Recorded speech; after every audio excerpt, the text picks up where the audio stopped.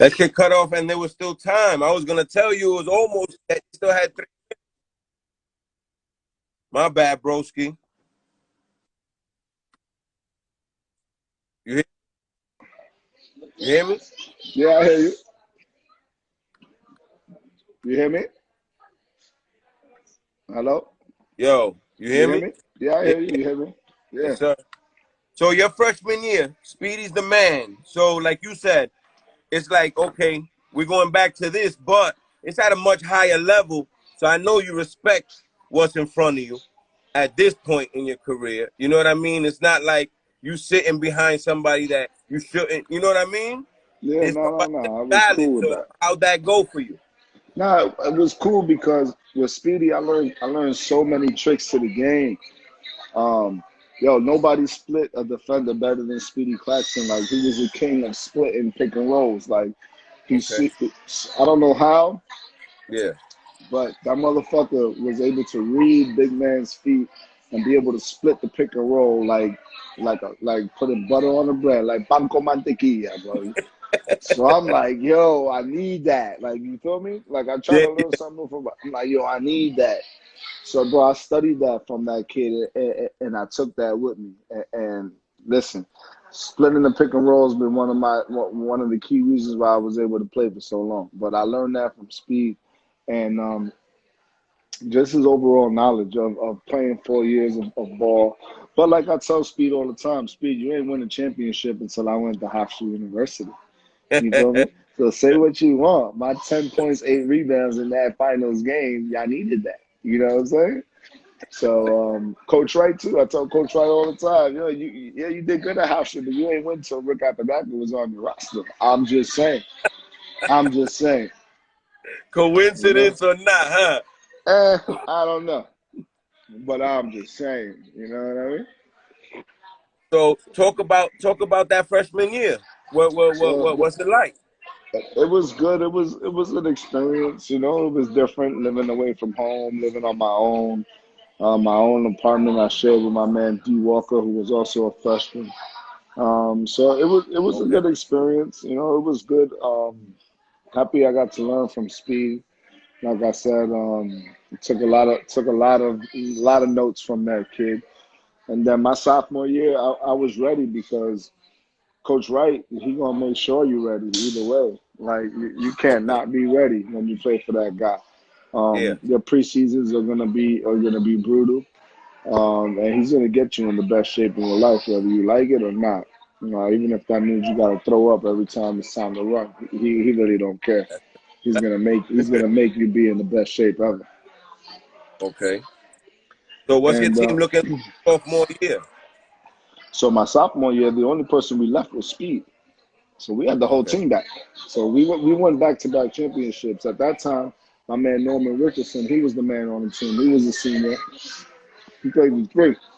I played Oh, with 2. Um, Norman was a smooth operator. Same thing.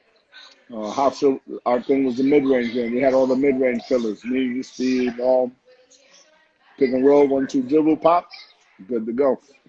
so Um, you won your freshman year. Y'all won your conference championship yeah, we won back-to-back freshman and back to sophomore year. back.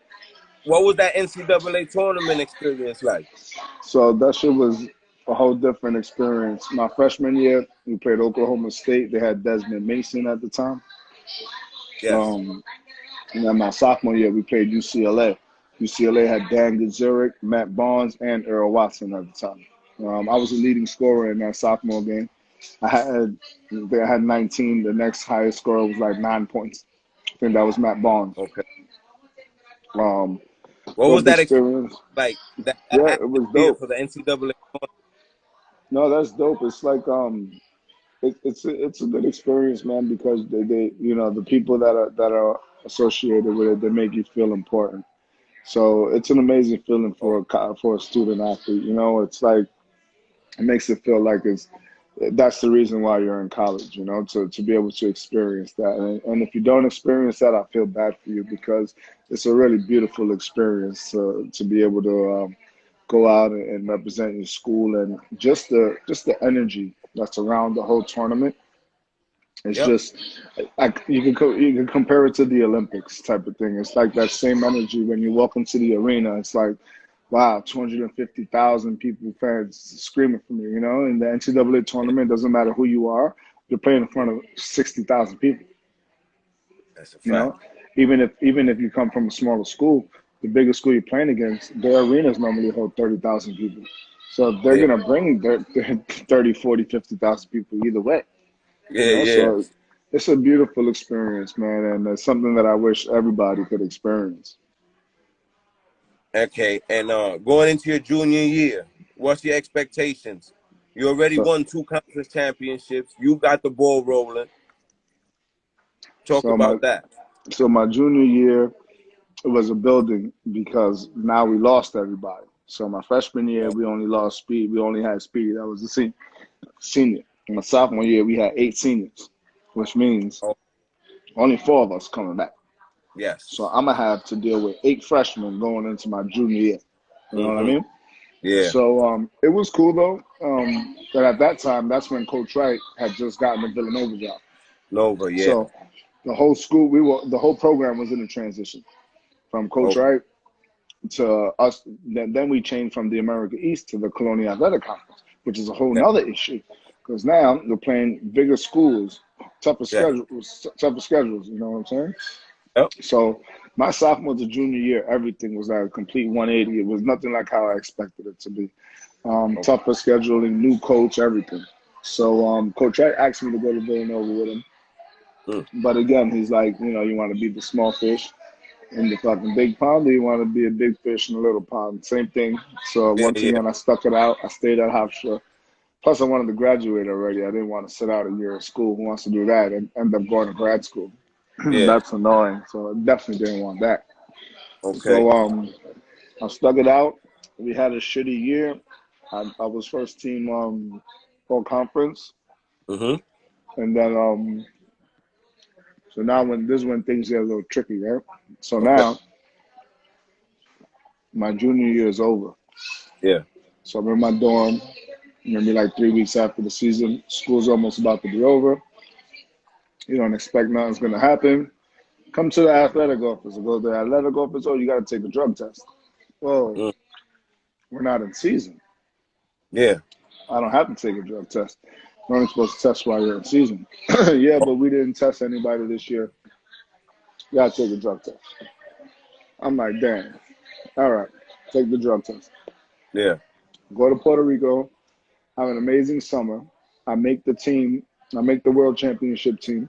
This is 2002 now. Make the Okay. world championship team. We end up being number 9 in the whole world that year. Dope experience, bro. I did shit nobody thought I was gonna do.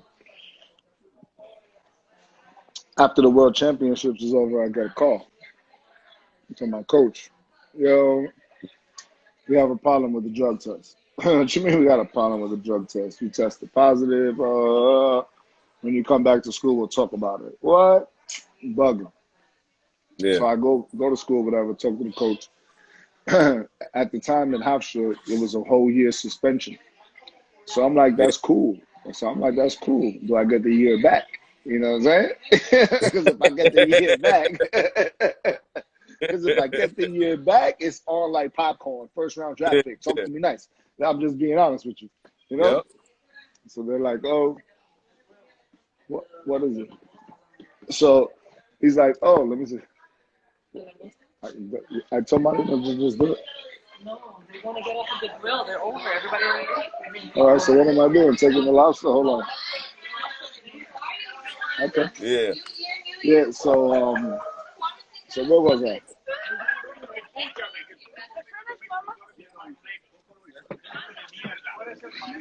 Ya está. There ¿Dónde you la go. ponemos? The drug test. Oh yeah, so they're like, oh, whatever, you failed the drug test or whatnot. So at the time, they had a year suspension. So I come back to school, and then also at the time, the fraternities broke into the freaking school system Okay. and changed all the grades. So they changed all the grades, and Wow. I never did that shit because I was getting good grades anyway. So they go. Yeah. There's like a whole big shit going on. So people find out I get suspended. Because I Yeah. came up positive on a drug test, they can't say it. It's illegal for them to say why. So Okay. two things were happening on my campus. There was a rape from the football players, and then you had this illegal ass investigation with the kids that have changed grades, right? Yeah. So now my people that are all close to me, they're all like, all right, well, we know Rick doesn't, he's not gonna fuck with his grades, he's a smart kid, Yeah. So people started saying that I had raped a girl on campus. Well, That was a rumor. And yeah. I got sisters. I'm a man. I'm not letting people get away with that. Got So you. I had a meeting. I'm like, listen, they're saying a lot of bad things about me. I'd rather people know I smoked weed than people think I'm raping girls out there, Facts. So I'm like, I want to have a press conference. I want to announce the reason why I'm suspended for half my senior year Got you. because everybody's asking. No, that's not a good idea. Don't tell me it's not a good idea. People aren't calling you a rapist. I think it's Facts. a great idea Yeah. because I'm not going to be called that. That's crazy. Yeah. Yeah. So they're like, all right, whatever. Do it. Tell people what happened. So now it wasn't a big thing, but I lost 14 games because of that, because I came positive for marijuana. I'm still number 9 in scoring at Hofstra University. I would have scored 2,000 points if I had Yeah. 14 more games. Got you. My first game back Yeah. had 38. Mm. My first game back after being suspended 14 games, out of shape is down to third. I had Yeah. 38 my first game back, bro. Old Dominion at home. Yeah. So and then that was it. That was I could have let a lot of people were like, yo, why you didn't just transfer? You could have kept it. That's not my thing. I'm a man first, you know what I mean? I own up to my wrong. So nothing was just like, fuck it, Pops. I made a mistake. I'm young. It happens, I didn't rape any girls. I didn't cheat in my school grades. Yeah. So hopefully people will just respect the fact that I was a young kid that wanted to smoke a little pot and I tested positive, man. That's it. So you thinking pro at this point? I already knew I was going to be a pro because I was playing pro in Puerto Rico for the last 4 years in the summertime. I was gonna ask you, at what age did you start playing in PR? So that was one of Hofstra's recruiting tools for me. Coach Wright had the plug in PR for me. Yeah. So Coach Wright was like, yo, listen, you don't have to go to summer school if you come to our program. And instead of going to summer school, I kind of connect you with Puerto Rico. And that's what happened. So I started playing for when I was 18 Okay. as a pro in Puerto Rico. I wasn't getting paid, but I was Yeah. playing. Got you. And what was that like I for a mean, young 18-year-old kid that a few years ago wasn't that good? bro, Time I flies. mean, listen, it was like I'm here.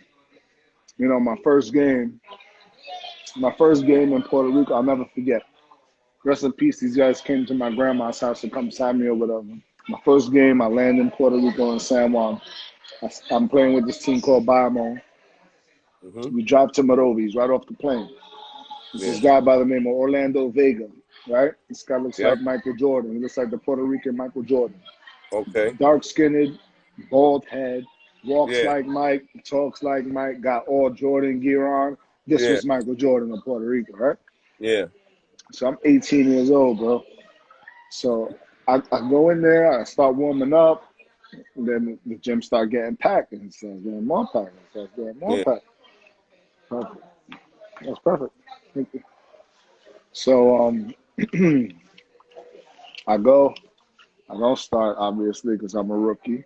I Okay. play like I want to say I play like 22 minutes, Yep. but I scored 27 points. So they're like, yo, who the fuck is this nigga with all this energy? Bro, I'm getting I'm doing it at the most in 27 minutes, And Yeah. when you become a pro, you know what I'm saying? You start to realize that the preseason ain't shit. So I don't know no better, right? So I'm Yeah, wet behind the ear, yo, bro. I'm going in, like, you feel me? And yeah, all the dudes are like, yo, this kid is everywhere, bro. It's only the preseason, you know? yeah. But at my first encounter was 27 points right off the plane. That was my first professional debut off the bench in 22 minutes. And then 18 years. 18 years old. And that year, my first 2 years in the league, we went to the championship both years. And I couldn't play because I was in school. Okay. You know, couldn't play. So now after after what happens in Hofstra, you on that's it. You got that bag on your mind. What's the first country you played in as a professional? So I played in the NBDL first, in Yep. Huntsville, Alabama. Yep. Played with like Lonnie Harrell. I played with a good team. We went to the finals too in that shit. But I broke my pinky toe. Yep. And the day that I broke my Okay. pinky toe, I had a private workout, me against Gennaro Pargo in Orlando. Mm-hmm. Yes, So sir. Talk about I had 2 days off though. So back then, I used to party a lot. So I was a little bit fuck. I wasn't expecting to have a one-on-one against Gennaro Pargo.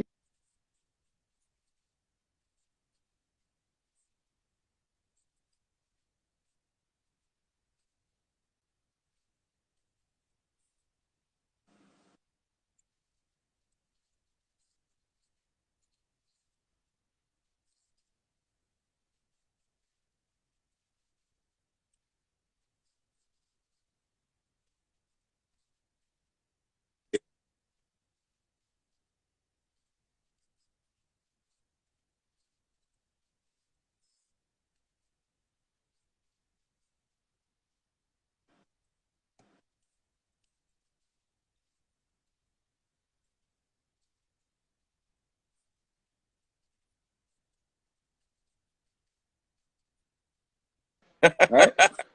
I break my pinky toe. I get a Jones yeah. fracture on my pinky toe. I got surgery, so I'm in the hospital all night.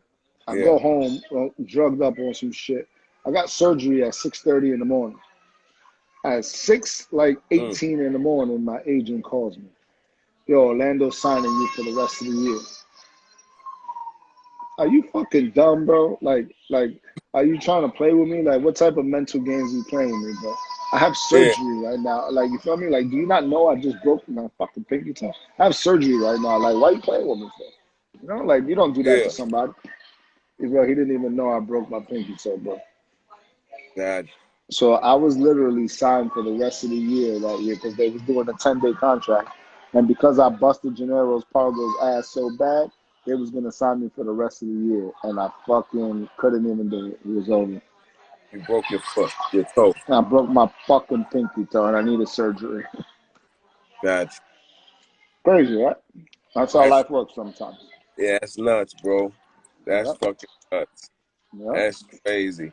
So coming back from rehab, so rehabbing that, what's your next move?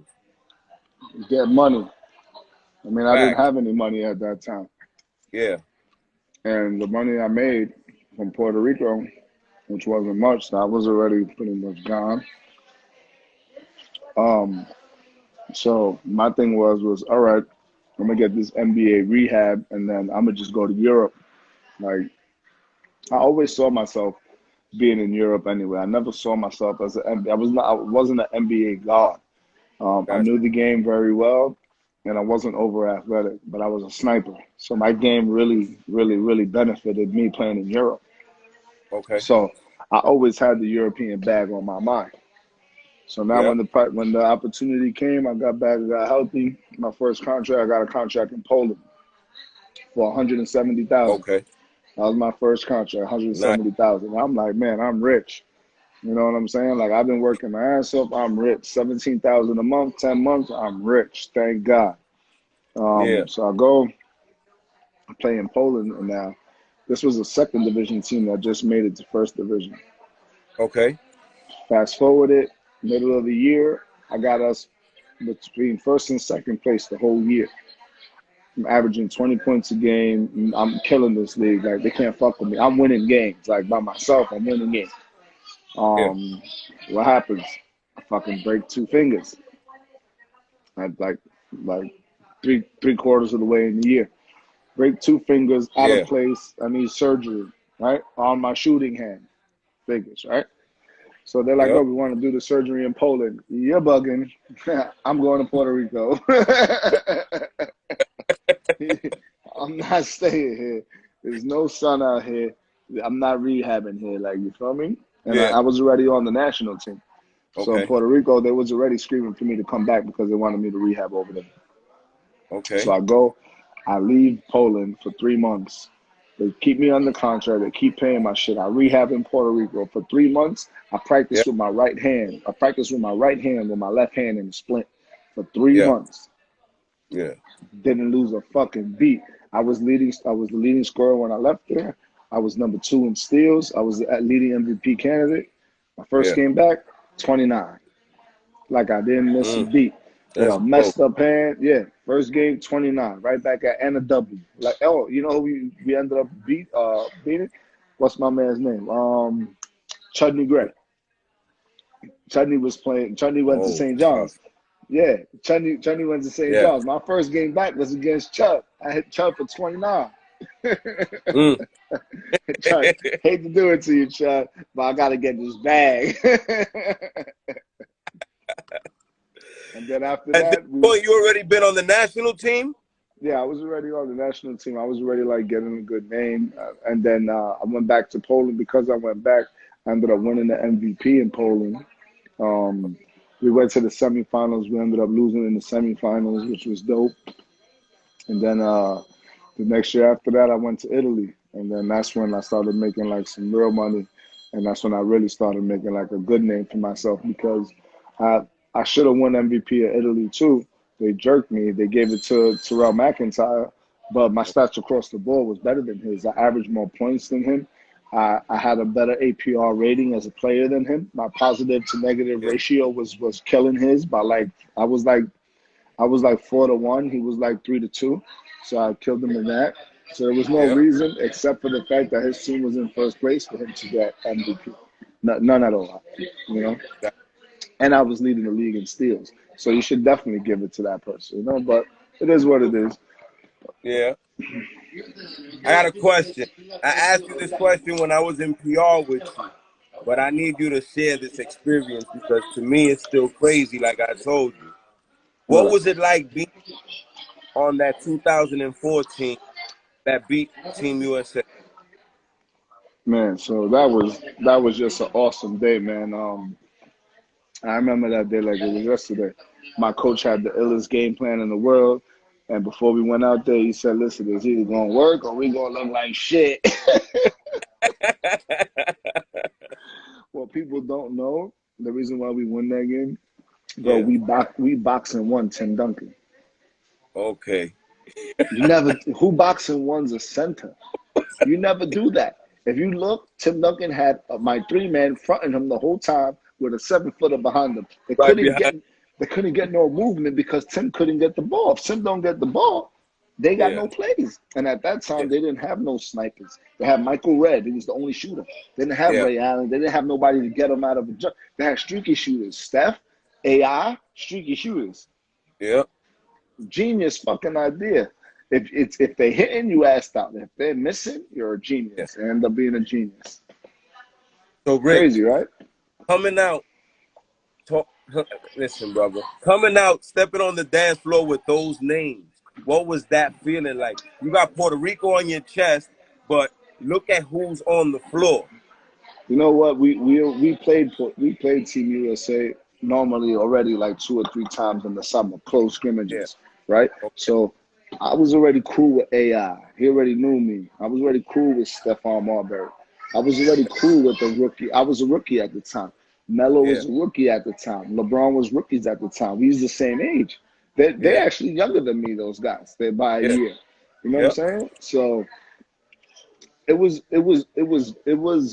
when you're in that type of atmosphere, you don't see LeBron, AI. You see food. That's food. That's an Yeah. opportunity. That is Mm-hmm. my way out. I gotta Yeah. bust your shit. I gotta bust your ass so I could come up. You're Yeah. doing good. I want to do good too with you. So the only way that you get there is if you demolish them. If you sit there starstruck, like my coach used to say, yo, you know what? You're gonna get nuts all over your head. My Yeah. coach used to say, get starstruck if you want to. They're gonna do this. Alley oop on you. You're gonna be. He used to say, don't be a poster child. Don't Yeah. get caught up in the poster. You feel me? Look, catching the picture. Don't be that guy. He used to say, and it's true. When you're at that level, you know you can't look at them as anything else but food. Like they're where you want to be at. So let's get there. Yeah. You know what I'm saying? Let's get there. Okay. Let's tango. That's But how it after gotta the be. fact, what does it sink in? Like, Afterwards, the first thing on your mind is, yo, let me get them shoes signed, please. Thank you. And I got the Olympic shoes that when we beat them, signed from AI. I got the okay, shoes with the flag on them. He signed them for me. You yeah, know what I'm saying? That's once it's over, that's the first thing. okay. The homage is So, paid.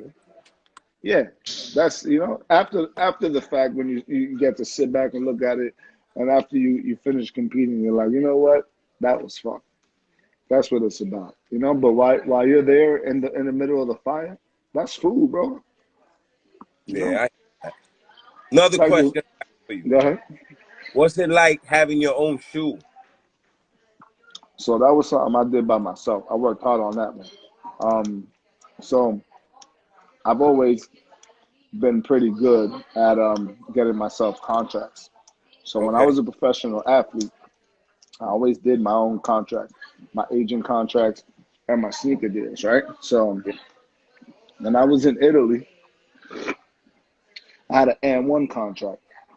And I okay, didn't really like N1 shoes too much, but I fucked with the guys at the time, and they always sent me stuff. So I was very, very, very grateful for that.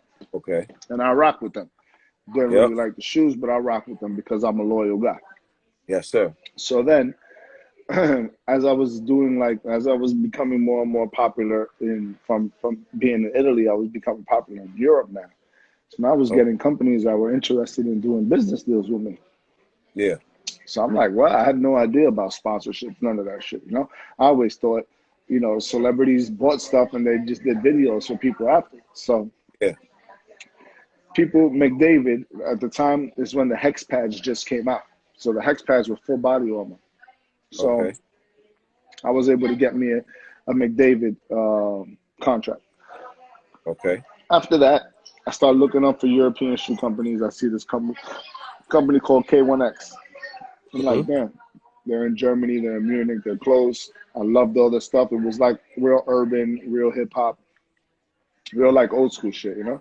So I'm Yeah, like, yo, these guys are fly. Hit them up. Yo, this is who I am, this, that, and the third. They give me like 3-4 games, right? yep, They check the Eurobasket.com every week on the Eurobasket. I'm on the headlines for Italy, you know? So they're like, yeah, oh, listen, we want you to come out here. Fly me out to Munich, go to Munich, talk to them. They're like, yo, listen, what do you want to do? Like, you know, at the yeah, time, I didn't want money. I didn't need money. You know, at the time, I was just trying to build myself as a brand. So I'm like, okay, listen, I want a clothing deal. You know, you don't have to give me money, but give me X amount of dollars in clothes. At the time, I yeah, think I sound like it was like $100,000 deal. So then okay, after the first year the deal was over, it was like 4 months before Puerto Rican Day Parade. And okay, it was the summer before the 2008 Olympics. So it was okay, 2007. So we had the pre-World Olympic Games. We had the pre-Olympic Games in 2007 that were being played in Vegas at the time. I was going to be in Vegas. Not only that, they had the Magic Convention at the same time that this international competition was happening. The Magic okay. Convention is where everybody who has a name brand clothing is where they go to get purchases for their clothing. So they're Got it. like, listen, between Magic and the tournament, why we don't drop a shoe? Why we don't drop your signature shoe this week? I'm like, what? That's a great fucking idea. Hell yeah, you can give me a shoe? Like, hell yeah, give me a shoe. What do you mean? So I was able to, we got the contract with Champs and Foot Locker.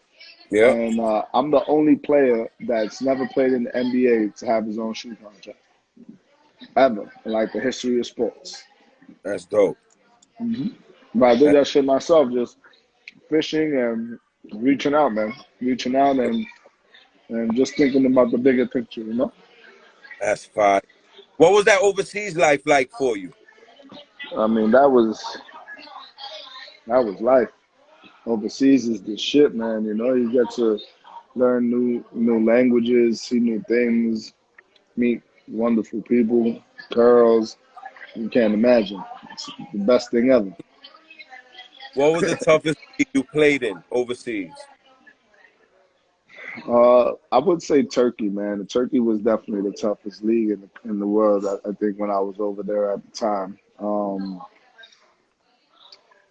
Yeah, that was definitely. Besides, like the NBA is seasonal because guys play hard when they want to. But Turkey. I worked hard for that money in Turkey. Is that where you took the MVP? Nah, so I took the MVP in Poland, and then Okay. like I said, I should have took it in Italy.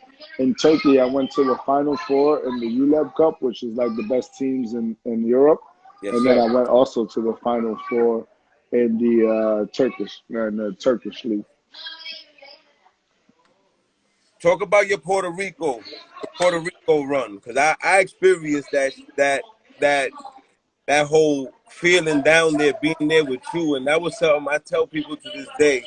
It's hard to explain how Yeah, the you got people to see you on experience it, the right? island. You Yo, got to it's different. experience that. It's different, bro. It's People don't different. get it. I tell people all the time, like, yo, I'm a different person in Puerto Rico. Like, you see me, I'm humble. Over here, people don't really care. Over there, people care. Like, it's a big thing over there. Like, It's it's a big thing. bro. But It's I different. worked hard for that. When I first got to Puerto Rico, my mentor, Jerome Mincy, bro, I used to. I'm 18 years old. I don't know shit. I'm Yeah. walking with this guy in the streets. People are stopping, beeping the horn. I'm going out to dinner with this guy. This guy's got the baddest girls from the TV show. No, the one guy he's going out with the best, one of the best, and I'm over here rubbing shoulders with these girls. I'm like, yo, what is this? Like, you would think he's like a Rolling Stone, you know? And he used to always tell me, yo, young fella, don't worry. Keep putting in the work. You're going to get the same way. You get yourself on the national team, this is going to be your life. This is going to be your life. And I did that shit within like 3 years. I got on the national team. And after that, it's like automatic rock star status, especially if you're a winner and you win and you bringing back medals to the country and you're beating the dream team in the Olympics. Yo, forget about it. You can't explain it, bro. Talk about Unexplainable. in the Olympics, bro. What's that like? Because that's something that a lot of people go overseas. Some people go to the NCAA tournament, and a lot of people play pro. But the Olympics is something totally different. Yeah, the Olympics is nuts, man. You walk out into an arena with literally fucking 200,000 people there, like, and screaming and taking. It's just a beautiful experience, man. With a whole bunch of different personalities, man. A whole bunch of different people. The Olympic villas. It's more of a you trade pins and you become culturally aware with other countries, man. It was the most amazing professional experience that I've experienced my whole life, for sure. Was being an Olympian. Yeah, there's nothing. There's nothing. Like, I don't care how many championships you win. There's nothing like walking on that Olympic field with 200,000 people fucking screaming for every country that's there. Like you can't explain the chills that happen. Like real life chills, bro. It's nuts. It's nuts. That's gotta be crazy. They asked, "Did you play with Ramon Clemente in the PR national team?" Yeah, Ramon's my man. I played with Ramon in my West as well. I don't know if we played on the national team together because I retired from the national team, I want to say in 2009. Ramon's younger than me. He's from Queens. But I definitely played with Ramon in my West, and that's my man. That's one of my guys. How many chips you got in PR? I don't have any. I went to 5 championships and no chips. You believe that? At one point, I went to 3 chips back to back to back in a row with 3 different teams. Who does that and still don't win? Only me. Only me. Only me. You feel me? Only me. Incredible. I You went to 3 chips in a row, bro, back to back to back, 3 different teams and lost them all. Crazy. But it was always my coach's fault, not mine. The coaches take the L, not the players. And how about as a pro? You have any championships as a pro? No, like I said, I've been everywhere. I don't think I got any. No, no chips as a pro.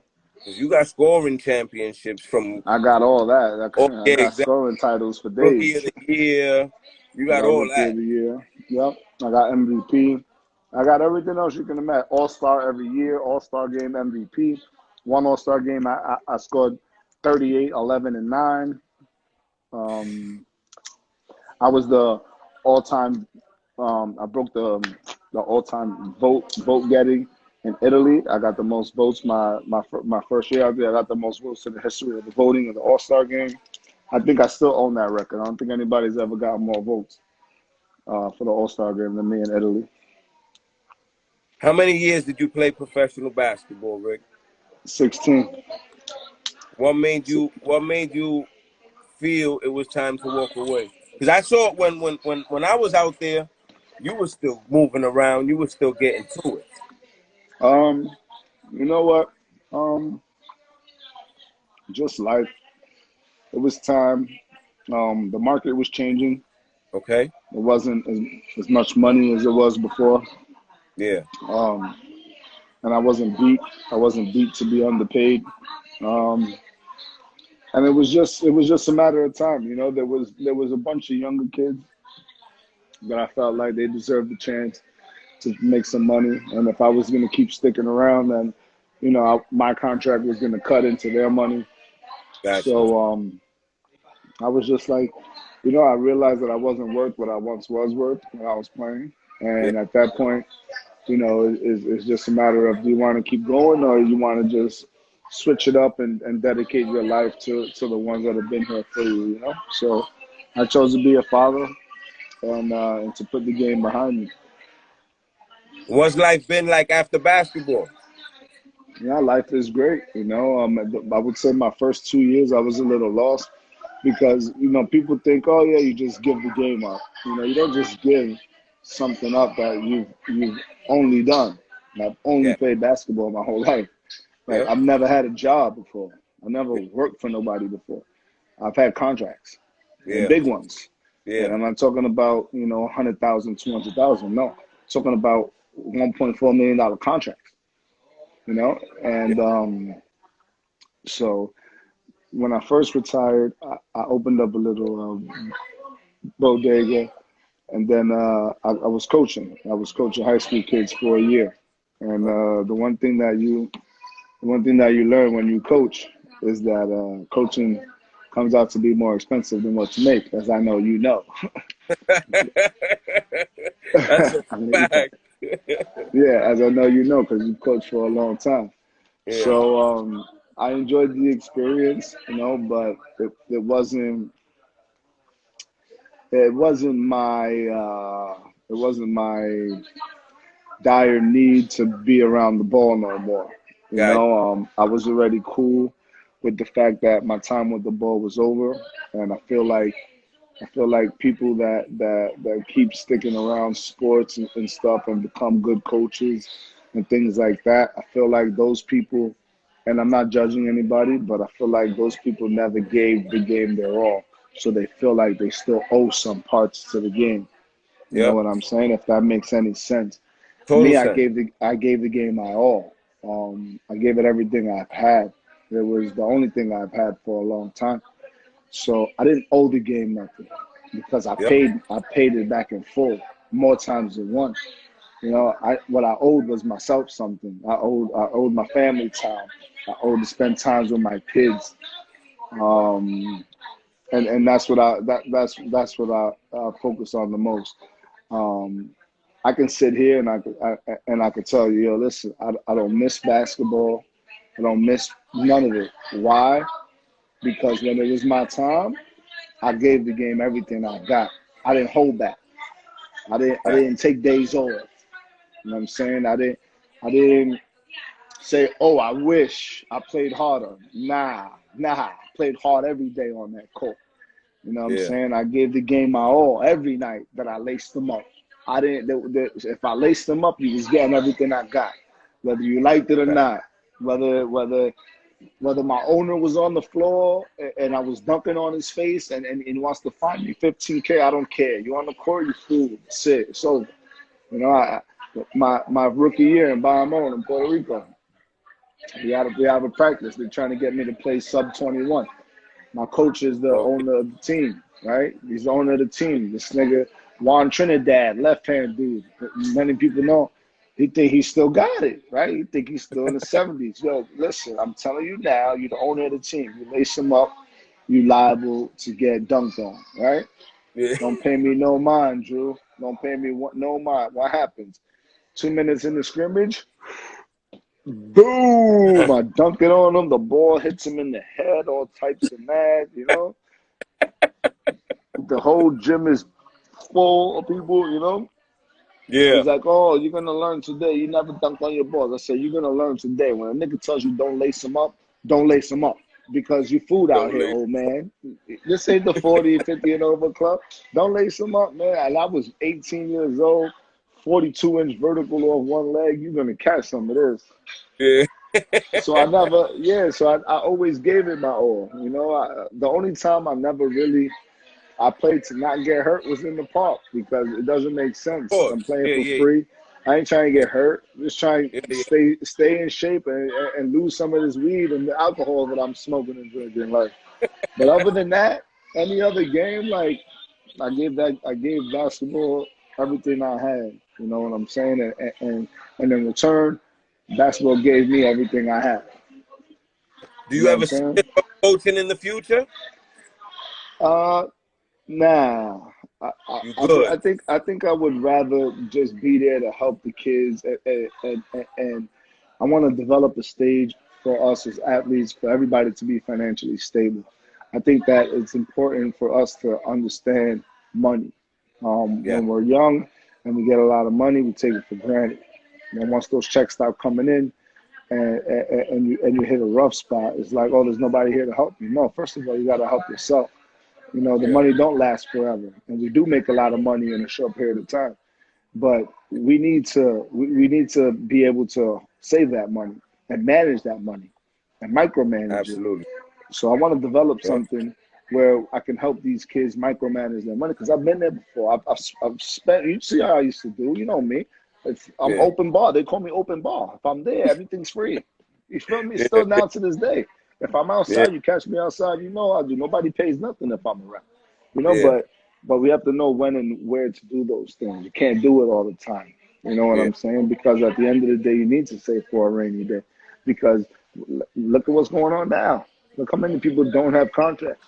Rich Paul's the only people that got guaranteed contracts are people that are signed with Rich Paul. He's the only agent.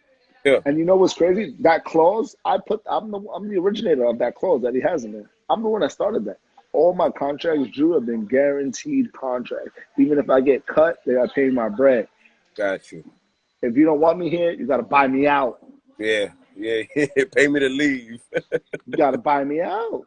I'm one of the only few players that have put these clauses in their contracts. Like when I was doing my contracts, remember, I was doing these contracts. My agent works for you. These kids don't understand. They think that they work for the agent. No, agent works fucking for you. You tell them what you want. You tell them, yo, once I started making over 500,000, I need first class tickets, man. What are you talking about? I'm no fly economy no more. I'm making $500,000, right? Yep. I need 6 first class tickets. Oh, they're never gonna do that. I need 6 first class tickets. Guess what ends up happening? I get 6 first class tickets, bro. But in the beginning, my agent, he never had nobody of my caliber. So he's like, oh, that's not gonna work. That's too much. Nah.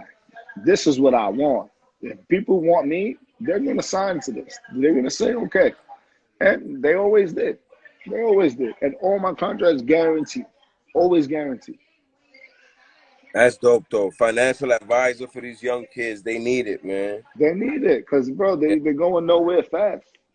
You know what I'm saying? Like, listen, anybody that knows me will tell you, I pissed a lot of money out. I pissed a lot of money away in alcohol. Like, I used to go out crazy. I used to do it the most all the time, every night if I could, you know. Yeah. Now I'm turning 40, and I sit back and I look. I'm like that. You know how much money I could have saved? You know what I mean? I was going out, bro. I go out. Let's say minimum $1,500 a night, 3 times a week. 4,500 times four is $18,000 a month. Yeah. Being pissed Yeah. away on alcohol, like, and I was doing those type of numbers. I Yeah. was, I wasn't, I wasn't doing anything less than 1,500 a night. You know, because I would Yeah. take care of everybody. But imagine how much Yeah. money I could have saved just by. And now you talk to these kids, and it's crazy because I'm like, damn, y'all niggas, y'all sound like me when I was young. I would say the same Yeah. thing. Yeah, I know. When my mentor used to tell me, yo, save, buy this apartment. You know, you got $80,000 here. Buy this apartment. I wouldn't do it. Now I sit back and I kick myself in the butt because I should have bought all those apartments, and I would be up like $2 million right now, $3 million. You know, instead Facts. of Yeah. buying the Rolex, you know, instead of buying the S550 when it changed shape and spending 128 Yeah. on that. Should have just bought the apartment. Yeah. But you Facts. learn You that did. shit later on in So life. you learn. Yeah, absolutely. Yeah. Yeah. You still doing the private jet thing, big bro? Yeah. That's my thing now. That's what I'm focused on. I'm the CEO of a private jet company. So I've been knocking that out. I That's figured it out, and it's going well. It's going real well. that's going well. That's good, man. God bless you and the family, brother, man. I Hey, good looking, appreciate you. good looking. Nah, 100%, you bro. already know. Anytime. Any anything you feel we ain't touch on, anything you want to plug, talk to me. Nah, we good. We good. I think we hit them with everything. You good? Yes, sir. I appreciate you, my guy. You already know Nah, it's no doubt, always love. my brother. Clear up. You gotta Anytime, come through. holla at me. Yes, sir. All right, my brother. All right.